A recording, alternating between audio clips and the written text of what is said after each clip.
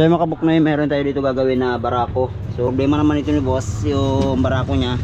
So may umiingay bandang gilid. So nandun natin mga kabuknoy, meron umiingay. So alamin natin mga kabuknoy, ano ba yung problema ng barako ni boss. Ayan o. So kahapon pa din nila sa atin to. So sobrang busy tayo kasi may overhaul tayo ng Temex. Saka marami tayong ginagawa. So mga kabuknoy, ito yung problema ni boss, yung kanyang barako na maingay. So alamin natin mga kabuknoy, buksan ko muna yung bandang gilid para malaman natin kung ano ba yung problema. Sana hindi clutch housing yung problema nitong barako na to, para iwas na rin ano yung palitan ng clutch housing. Yan o. So kalasin ko muna yung bandang gilid.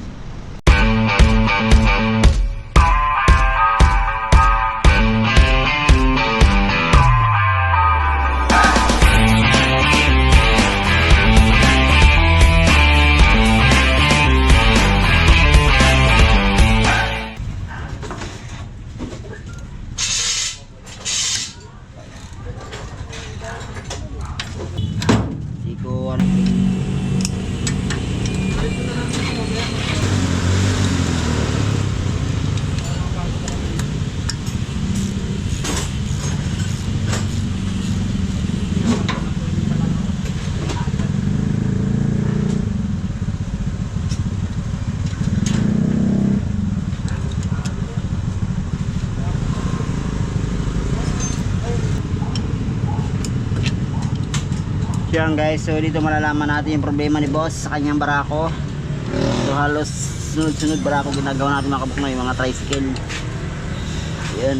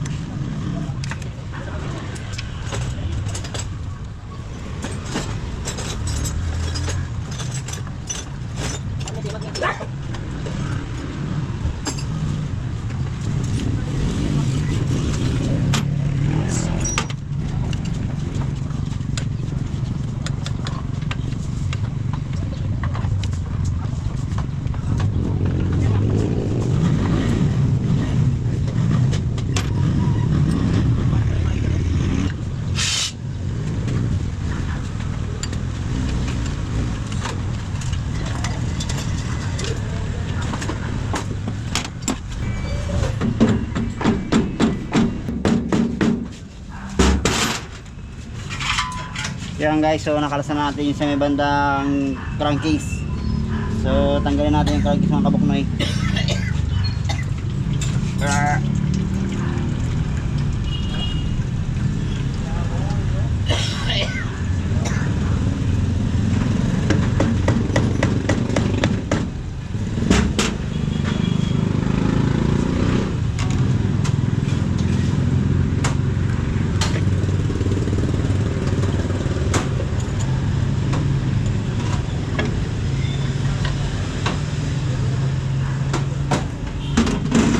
So yung kabuknoy, tanggalan natin yung crankcase. So tanggalan natin yung clutch housing.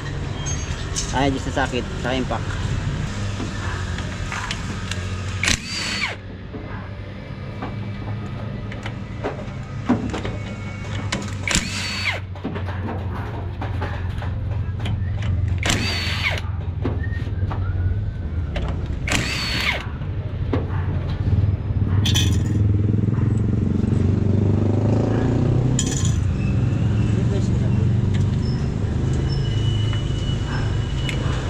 Yan guys, so natanggal ko na yung lining. So yung next natin, yung clutch hub, tanggalin rin natin. 20 na sa sakit.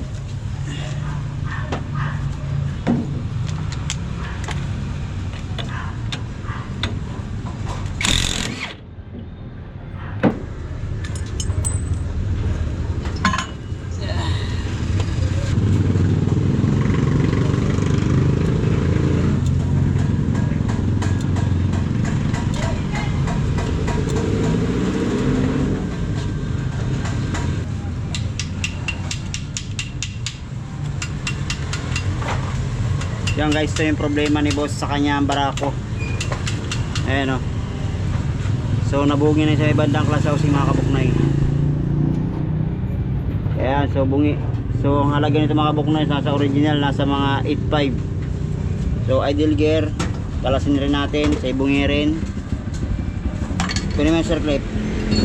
Ayan guys o. Ayan guys, ito yung problema ni boss. Ayan, sa kanyang barako. Ayan.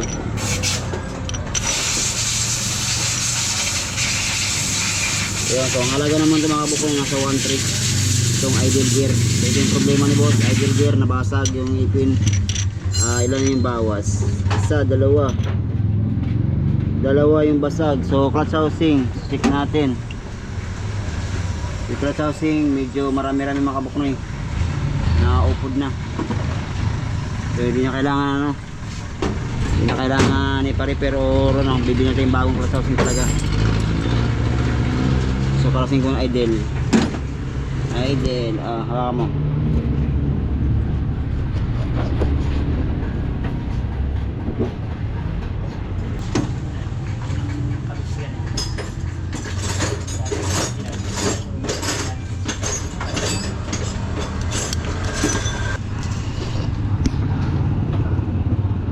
Yan guys, so ito ang idle niya, tanggal natin lock. So bukod sa bungi na idle mga kabuknoy, wala na rin siyang bushing. So kahit siguro mga kabuknoy kumakapyos na yung kick, so tuloy pa rin kinikik. Kahit kapyos na kaya yung nangyari, ito basag, ang damay na, pati na yung ano, pati na yung kanyang clutch housing nasira na rin. Dahil nga kahit kumakapyos yung kick, sige pa rin ang sige, kick pa rin ang kick. O ito na nangyari, kapalit ng ano, yung sinataga, kahit kumakapyos yung kick, basag yung idle tsaka yung semi clutch housing nya. Yun, ito na yung palitan ni boss. Yeah, ito yung problema mo ya. Medyo malaki-laki to. Ito bibili ka nito, idle gear tsaka clutch housing. Buo na nga clutch. Oo, amal pa naman ito. Nasa ano to, nasa 8.5 na to ngayon. Kasi ito nasa 1.3. Siguro ano to, yung kumakapyos yung cake. Kasi wala nang busing eh. Binigay ko, nag-extra lang kasi binigay ko kahapon. Ako nagpaandar, ang ganda eh. Nung mga alas 9 na, ewan ko, bigla nang, ewan ko ba. Ito, dalawa. Aray. Tapos ito, basag din. Ito yung papalitan natin. Sambuo, saka idle. Yung guys, bali kick na lang yung nakakabit at saka yung langis na lang. Yun, so bali pagkarating natin sa Caloocan mga kabuknoy, so kinabitan natin yung clutch housing. So yun, sign muna tayo mga kabuknoy. Yun, sinasalpak na yung kit, saka oil na lang, isalpak na lang yung oil, saka paandar na lang. Expander mo dags.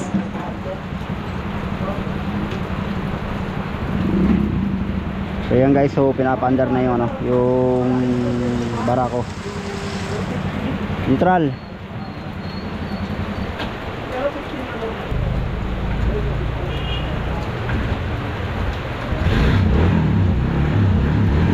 Ayan guys, so umandar na, goods na, wala nang ano.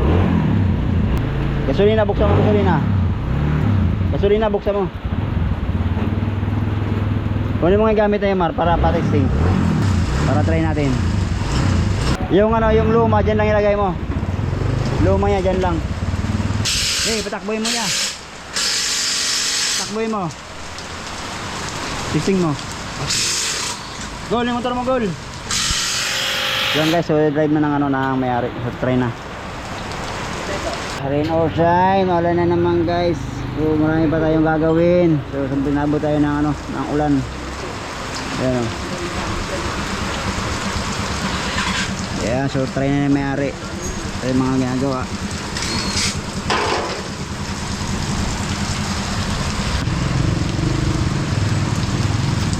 So yung mga kabuknay, may mga problema na ganito na barako, yun. So PM nyo lang ako mga kabuknay, ating YouTube channel sa Facebook page.